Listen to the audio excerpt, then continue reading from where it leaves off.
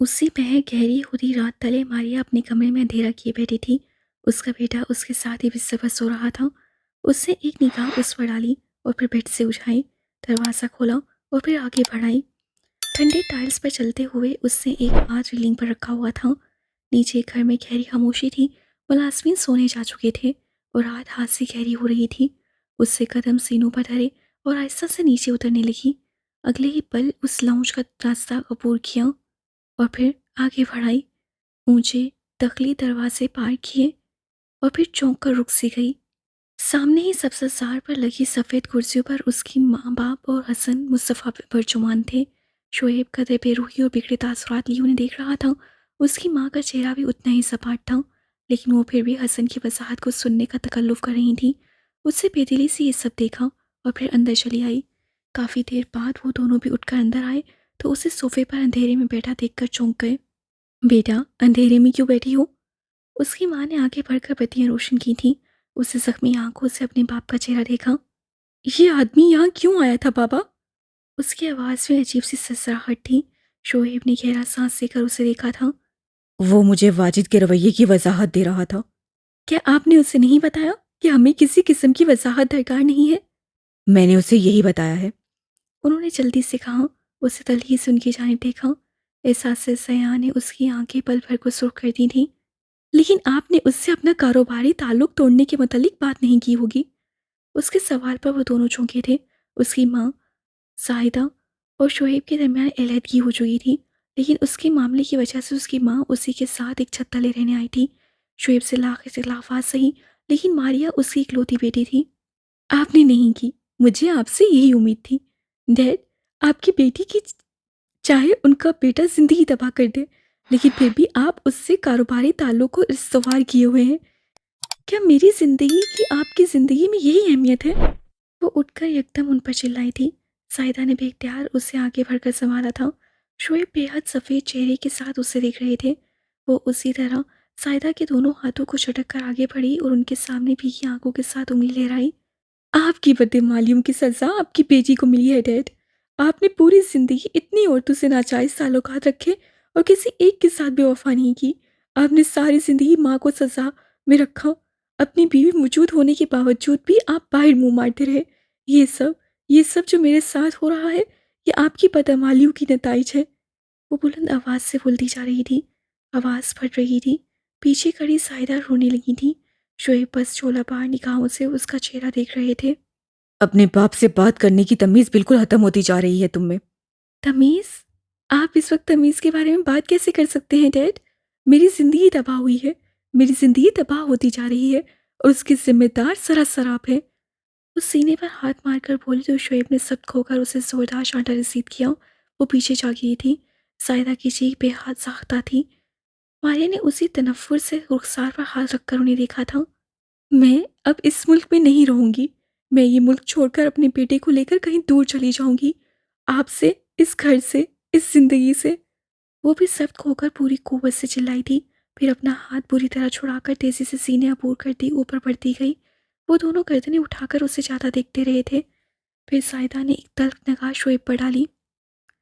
आप ही भूल गए थे शोएब कि अमाल के नताइज अगर आप नहीं भुगतेंगे तो वो आपकी औलाद भुगतेगी। देखें क्या हाल हो गया है मेरी बेटी का। मेरी इतनी प्यारी बेटी को उन दो टके के लोगों ने जलील कर दिया है और आप अब तक उनसे कारोबारी ताल्लुक रखे हुए हैं। मैं अपने कारोबार को ऐसे कोड़ियों के दाम नहीं बेच सकता। इस दुनिया में सरवाइव करने के लिए मुझे हसन जैसे कारोबारी दोस्तों की जरूरत है। यहाँ कोई फिल्म नहीं चल रही है कि मैं जज्बात में आकर सब तबाह कर दूं। वो भी उस तनफ्फुर से कहकर अपने कमरे की जानिब बढ़ गया। सायदा ने बेबसी से गहरा सांस लिया था। जिंदगी जैसे उनकी तबाह हुई थी, अब बिल्कुल उसी तरह से मारिया की तबाह हो रही थी। उन्होंने अपने जख्म तो बर्दाश्त कर लिए थे, लेकिन मारिया की तकलीफ देखना बहुत अजियतनाक था। वो अगले ही पल सीनों की जानिब बढ़ी थी। उन्हें मारिया को तनहा नहीं छोड़ना था। वो इंतहा पर थी और उन्हें उसकी इंतहाई कदमों से हमेशा खौफ आता था। अगली सुबह हंसी पुरसुकून अच्छे मौसम के साथ तुलू हुई थी। आज छुट्टी का दिन था।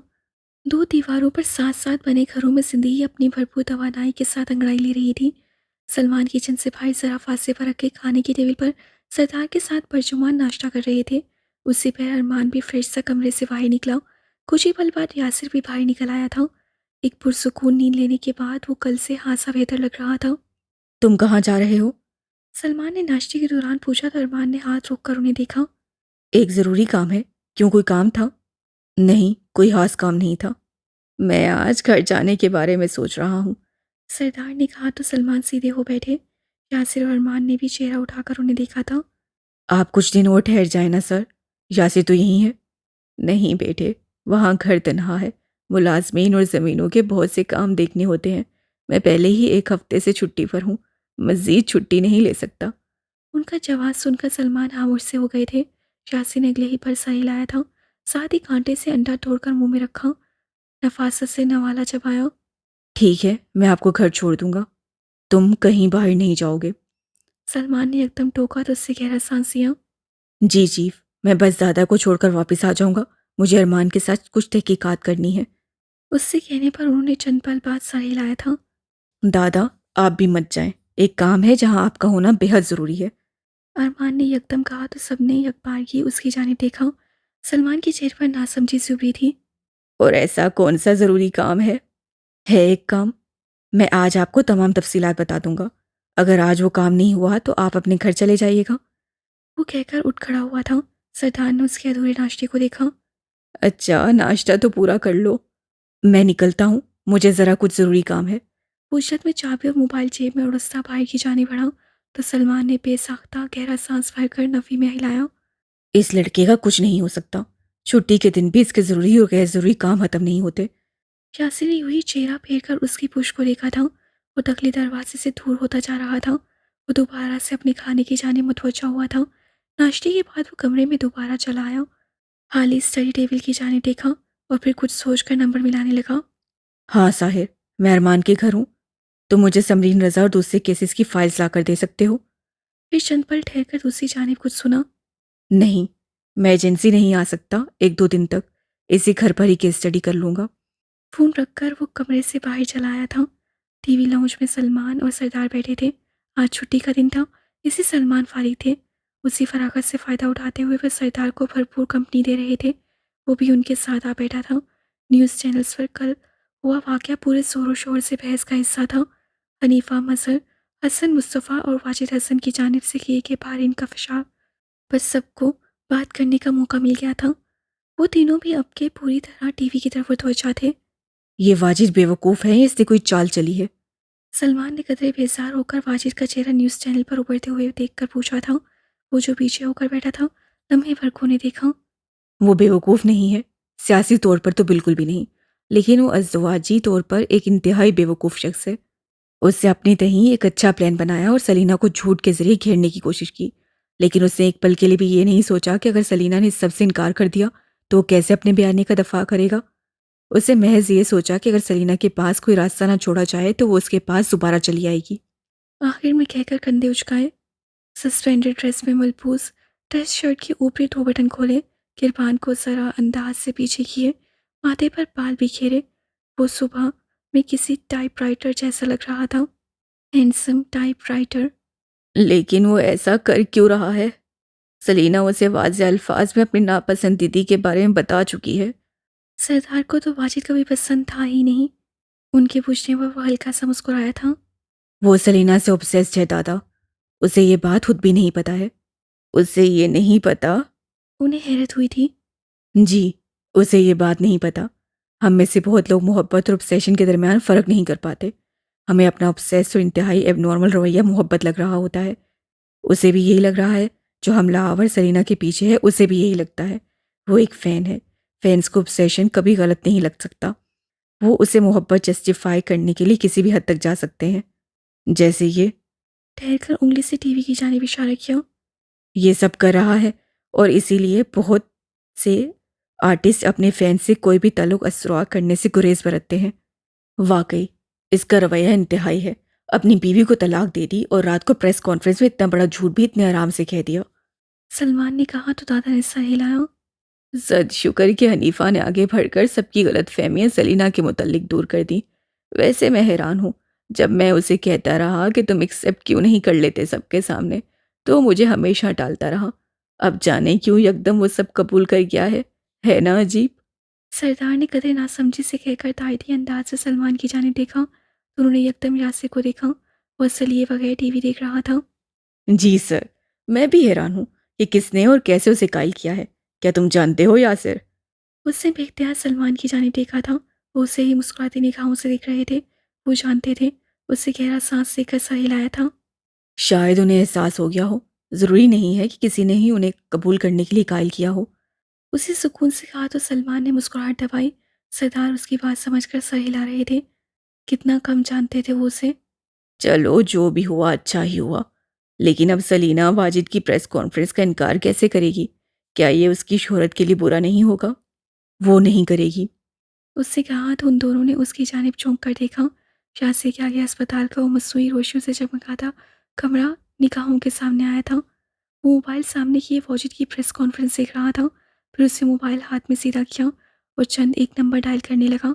अगले ही पल फ़ोन उठा लिया गया था। दूसरी जानिब नज़र था। सलीना इस प्रेस कॉन्फ्रेंस का जवाब नहीं देगी नज़र। उसने बगैर किसी तमीद के सपाट से अंदाज में बात शुरू की थी तो वो दूसरी जानिब गड़बड़ाया। क्या मतलब? तुम इस प्रेस कॉन्फ्रेंस का खुद जवाब दोगे उसके मैनेजर होने के नाते? लेकिन लोगों को उसकी वजाहत दरकार होगी, ना कि मेरी। मुझे कुछ नहीं पता। तुम उसके लिए आए जितने ड्रामे दूसरी एक्ट्रेसेस को साइन कर चुके हो, उसके बदले तुम अगर उस पर ये एहसान कर दोगे तो तुम्हारे लिए बहुत बेहतर होगा। उसकी आवाज़ ठंडी थी। दूसरी जानिब जैसे नज़र को सांप सूंघ गया था। वो ड्रामे, मुझे मजीद कोई बकवास नहीं सुननी। तुम उसे फ़ोन करके अभी कहोगे कि इस सब का जवाब तुम दोगे, वो नहीं। अगले ही पल उससे फ़ोन कान से हटा लिया था। उससे आसपास देखा तो अस्पताल का कमरा कहीं तब्दील हो गया था। दादा और सलमान उसके जवाब का इंतज़ार कर रहे थे। उससे गहरा सांस लिया और फिर सीधा हो बैठा। नज़र उसका मैनेजर है, वो ही इस सारे वाक़े को डील करेगा। सलीना अब रिपोर्टर्स के सामने नहीं जाएगी। उसी पर उसका फ़ोन बजने लगा तो वो उठ खड़ा हुआ। साहिर घर के बाहर उसका इंतज़ार कर रहा था। वो उठ कर बाहर गया तो वो दोनों फिर से टीवी की जानिब मुतवज्जा हो गए। सायरा सुबह ही सुबह फ़ोटोशूट के मेकअप के लिए सेट पर गई हुई थी। जब वापस पलटी तो लम्हे भर को ठटक कर रुक सी गई। घर में हर जानिब अजीब सी महक बिखरी थी। उससे सोफिया के कमरे से निकलती सिस्टर को देखा तो उसे आवाज़ देकर बुलाया। वो खुशी से मुस्कुराती आगे बढ़ाई। कुछ गैर मामूली था उसके चेहरे पर, अजीब सी खुशी। क्या कोई आया हुआ है? जी बीवी। कौन? उससे पर्स और सामान उसे थमाया और फिर खुद ही आगे बढ़ाई। रात आ रही अबूर की तो माँ का कमरा निगाहों के सामने आया। उससे खोला दरवाज़ा मस्जिद धकेला तो साकित होकर ठहर सी गई। कमरा फूलों से भरा था। बेड, सोफे, टेबल, हर जाने फूलों के बुके रखे थे। वो कुर्सी बेड से करीब लगाए बैठा था। सोफिया से बातें भी कर रहा था, बिल्कुल नॉर्मल बातें, जैसे वो हर रोज़ उनसे ऐसे ही बातें करता रहा हो। उसकी बातें, अपनी जॉब की बातें, उनकी सेहतयाबी की बातें। कुछ महसूस करके उससे आहिस्ता से गर्दन फेर कर देखा तो ठहर गया। फिर अगले ही पल उठ खड़ा हुआ। वो उसे ही देख रही थी, बिल्कुल साकित हुई। फिर उससे एक निगाह कमरे पर डाली। आज वहाँ दवाइयों की बू नहीं थी, आज वहाँ महज फूलों की खुशबू थी। ये सब ये सब क्या है? उसकी आवाज़ से बारीक सी लर्जिश। आपकी माँ के लिए तोहफा। मुझे कल इस कमरे में फूलों की कमी बहुत शिद्दत से महसूस हुई। बिल्कुल नॉर्मल अंदाज से बताया। वो हलक में कहीं आंसू रोके उसे देख रही थी। फिर उसी तेज़ी से वो पलट गई। वो उसके पीछे आया था। वो आगे बढ़ती आंसू रोक रही थी। अरमान ने उसे आवाज़ देकर रोका तो वो लम्हे भर को रुकी। वो कदम कदम चलता उसकी जानिब बढ़ाया था। आपको क्या लगा था सायरा? मुझे लगा था आप अब कभी वापस नहीं आएंगे। आप भी हर मर्द की तरह मेरी जिम्मेदारी देखकर पीछे हट जाएंगे। उससे आंसू गिरने नहीं दिए। वो किसी के सामने नहीं रोती थी। अरमान ने उसे कोने से थाम कर नरमी से अपनी जानिब मोड़ा था। मैं शॉक्ड था। आपको भी बाकी सबकी तरह नहीं आना चाहिए था। कहीं आप मुझ पर तरस तो नहीं खा रहे? मेरी तरफ देखें। क्या आपको लगता है मैं आप पर तरस खा रहा हूँ? उसे नजर उठाकर उसे देखा। मजबूत सी सायरा की आंखें गुलाबी थीं और अगले ही पल कहीं आंसू टूट कर गिरे थे। मैं आपसे शादी करना चाहता हूँ सायरा। आपकी तमाम तरह अच्छाइयों, बुराइयों, जिम्मेदारियों और गैर जिम्मेदारियों के साथ आपको अपनी ज़िंदगी का हिस्सा बनाना चाहता हूँ। मेरे किस अंदाज से आपको लगा कि मैं आप पर तरस खा रहा हूँ? वो नरमी से पूछ रहा था। अगर मैं इनकार कर दूं तो मैं आपको मना लूँगा। वो हंसी थी आंसुओं के दरमियान, बिल्कुल कमजोर लम्हे में। मुझे मनाना इतना आसान नहीं है। गीली सांस अंदर खींचकर कहा तो वो मुस्कुराया। جانتا ہوں کتنی زبردست خاتون ہیں آپ۔ وہ پھر سے ہنسی تھی۔ وہ اسے چند پل دیکھتا رہا۔ میں آج آپ کے لیے رشتہ لے کر آؤں گا، آپ کو اس رشتے کے لیے حامی بھرنی ہی ہوگی۔ میں سب کو لاؤں گا، دادا، بابا، حنیفہ، انکل، سلینا، یاسر، سب کو۔ ضرورت پڑی تو اس شہر کے لوگوں کو بھی، اس شہر کو بھی آپ انکار نہیں کر سکیں گی۔ وہ چہرہ اٹھائے حیرت سے اسے دیکھ کر رہ گئی تھی۔ وہ اتنے ڈل لہجے میں کہہ رہا تھا جیسے اگر اسے پورا شہر اکٹھا کر کے لانا پڑا تو وہ اس کے لیے لے کر ہی آئے گا۔ رشتہ؟ جی ہاں، رشتہ۔ لیکن میں نے تو کوئی تیاری نہیں کی ہے۔ آپ کو کسی تیاری کی ضرورت ہے کیا؟ ٹھہر کر پوچھا تو اس کے رخسار گلابی ہوئے۔ یہ والی تیاری نہیں، مہمانوں کی تیاری۔ کسی تیاری کی ضرورت نہیں ہے، ہم مٹھائی لائیں گے، اب بس انہیں سویکار کر لینا۔ وہ اس کے ہندی لفظ پر ہنس پڑی تھی۔ وہ خود بھی ہنس رہا تھا۔ پھر باہر جانے کے لیے قدم بڑھائے تو وہ بے اختیار ہی پلٹ کر اسے دیکھنے لگی۔ وہ مڑا، ماتھے تک ہاتھ لے جا کر سلام کیا اور پھر لبوں پر بھرپور مسکراہٹ سجائے باہر کی جانب بڑھ گیا۔ وہ اگلے ہی پل ماں کے کمرے کی تک چلی آئی تھی۔ پھر ٹھہر کر ایک پل کو پھولوں کی خوشبو سانس کے اندر اتاری۔ اسے حیرت ہوئی تھی، اسے ماں کے کمرے کے لیے آج تک پھولوں کا خیال بھلا کیوں نہیں آیا تھا۔ وہ ماں کے بستر کے ساتھ رکھی کرسی کھینچ کر بیٹھی تھی۔ اسے اب انہیں اپنے متوقع رشتے کے متعلق بتانا تھا۔ بھلے ہی وہ رد عمل نہیں دیا کرتی تھی، لیکن وہ انہیں بتانا چاہتی تھی اور وہ انہیں بتا رہی تھی۔ دروازے میں کھڑی سسٹر فلورنس نے آج بہت دنوں بعد اس گھر میں پھولوں کی الوہی مہک محسوس کی تھی۔ وہ گھر واپس آیا تو گہری دوپہر ہو رہی تھی۔ سردار اور سلمان حنیفہ کی طرف گئے تھے۔ سلینا نے ان دونوں کو کھانے پر بلایا تھا۔ اس سے کمرے میں جھانکا تو یاسر فائلز میں سر دیے نظر آیا۔ وہ آگے بڑھایا، ایک نظر اس پر ڈالی اور دوسری نگاہ فائل پر۔ تم کھانے پر نہیں گئے؟ بھوک نہیں تھی؟ اسے سر اٹھائے بغیر کہا، پھر کچھ یاد آنے پر ارمان کو دیکھا۔ سلینا کو کسی گارڈ نے حملے کی جگہ پر بلایا تھا تاکہ میری چیزیں اس سے واپس لے سکے۔ اسے یہ بات کیسے پتہ چلی کہ سلینا کے پاس میری چیزیں تھیں جو مجھے لوٹانا چاہتی تھی؟ ارمان نے اسے دیکھا، پھر لا علمی سے کندھے اچکائے۔ وہ تم سے ملنے سے پہلے ایجنسی گئی تھی کیا؟ پتہ نہیں، تم ان سے خود کیوں نہیں پوچھ لیتے؟ ابھی؟ ہاں ابھی تو وہ دعوتوں میں مصروف ہوگی۔ ہنسیا تھا۔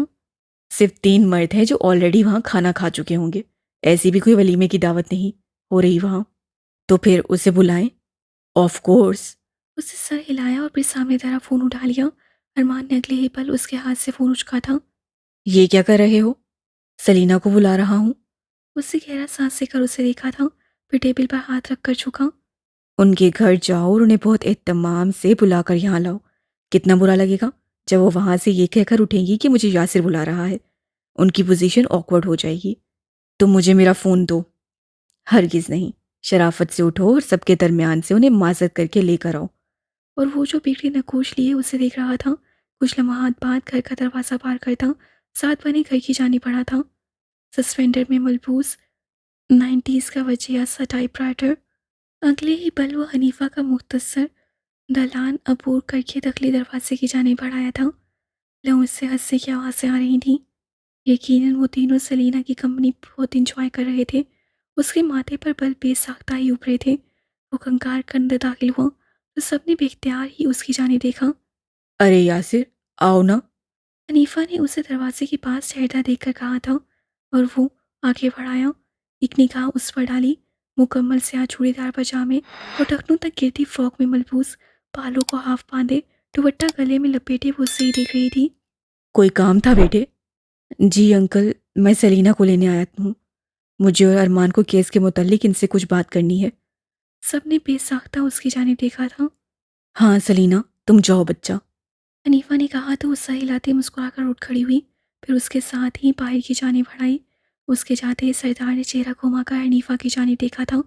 انہیں جیسے اپنا بھولا بسرا سا خواب بے ساختہ ہی یاد آیا تھا۔ میرے پوتے کے ساتھ تمہاری بیٹی کی جوڑی کمال لگے گی نا؟ حنیفہ ان کے اچانک سے کہنے پر ساکت ہوئے تھے۔ سلمان مسکراہٹ دبائے سردار کے پرجوش انداز کو دیکھ رہے تھے۔ جی سر، اچھے لگتے ہیں نا ساتھ؟ حنیفہ نے تھوک نکل کر داخلی دروازے کو دیکھا تھا جہاں سے وہ دونوں بس ابھی ابھی نکل کر گئے تھے، پھر ایک نگاہ سلمان پر ڈالی، دوسری سردار پر۔ اچھے تو لگتے ہیں، لیکن بچے بھی اب بات پر راضی ہوں گے یا نہیں؟ تم راضی ہو؟ مجھے کیا اعتراض ہو سکتا ہے؟ سردار ان کے جواب پر دونوں ہاتھوں کو جوڑ کر آنکھیں بند کی تھیں۔ انہیں جیسے بہت مزہ آیا تھا، پھر وہ ان دونوں کی جانب جھکے، جیسے آسانی سے کچھ بتانا چاہا۔ وہ دونوں بھی ان کی بات سننے کے لیے آگے جھکے تھے۔ ہم ان دونوں کے حق میں ایک سازش کریں گے۔ کیسی سازش؟ سردار کے سرگوشی میں کہنے پر سلمان نے بھی اتنی ہی سرگوشی میں پوچھا تھا۔ ہم ان کا رشتہ طے کر دیں گے، پھر ہم انہیں ایموشنلی بلیک میل کریں گے۔ آپ کو لگتا ہے اب یاسر کو ایموشنلی بلیک میل کر سکتے ہیں آپ؟ حنیفہ نے قدرے حیرت سے پوچھا تھا۔ دادا اور سلمان نے ایک دوسرے کی جانب دیکھا۔ حنیفہ کی بات میں بہرحال وزن تھا۔ اس دن کو بلیک میل کرنا بہت مشکل تھا، لیکن دادا نے سر جھٹکا تھا۔ اگر تم نے سلینا سے شادی نہیں کی تو میرا گھر چھوڑ دینا یاسر، ایسا کہوں گا میں اسے۔ سر، وہ آپ کا گھر واقعی چھوڑ دے گا۔ حنیفہ کی بے چارگی سے کہنے پر سلمان کی ہنسی بے ساختہ تھی۔ بالکل، وہ چھوٹا بچہ نہیں ہے، شہر میں اس کا اپنا اپارٹمنٹ ہے، وہ وہاں آ کر آرام سے رہ سکتا ہے۔ سلمان نے بھی حنیفہ کی تائید کی تھی۔ پھر ہم وہ بہانہ کریں گے جو ہر بوڑھے شخص کا آخری خربہ ہوتا ہے۔ ہم اسے کہیں گے کہ ہم سے تعلق رکھنے کی کوئی ضرورت نہیں اگر تم نے سلینا سے شادی نہیں کی تو۔ مجھے ڈر ہے کہ وہ واقعی آپ سے تعلق ہی نہ توڑ دے۔ اب کہ سلمان نے فکر مندی سے کہا تو حنیفہ کا کہکا ابھرا۔ سردار نے ان دونوں کو قدرے حفقی سے دیکھا تھا۔ ہمیں کچھ ایسا سوچنا ہوگا، ایسی کیا دھمکی دیں کہ وہ دونوں اس رشتے پر راضی ہو جائیں۔ ہم ان سے ایک کانٹریکٹ سائن کروا لیتے ہیں۔ سلمان کے کہنے پر حنیفہ نے ان کی جانب حیرت سے دیکھا تھا۔ کیسا کانٹریکٹ؟ سلینا کو ایک عدد گارڈ کی ضرورت ہے، وہ گھر میں بھی محفوظ نہیں ہے، اسی لیے ایک باڈی گارڈ شوہر چاہیے ہوگا۔ یاسر سے اچھا اسے باڈی گارڈ شوہر نہیں مل سکے گا۔ اور آپ لوگوں کو لگتا ہے کہ یاسر اس کانٹریکٹ پر دستخط کر دے گا؟ انہیں جیسے بہت حیرت ہوئی تھی، نگاہوں میں ایسا تاثر تھا گویا ان دونوں کی عقل پر ماتم کر رہے ہوں۔ وہ ایک خود مختار دراز سا مرد ہے، ہم اس سے اس کی مرضی کے بغیر کچھ نہیں کروا سکتے۔ انہوں نے کہا اور پھر پیچھے ہو بیٹھے۔ وہ تینوں ہی مایوس نظر آ رہے تھے۔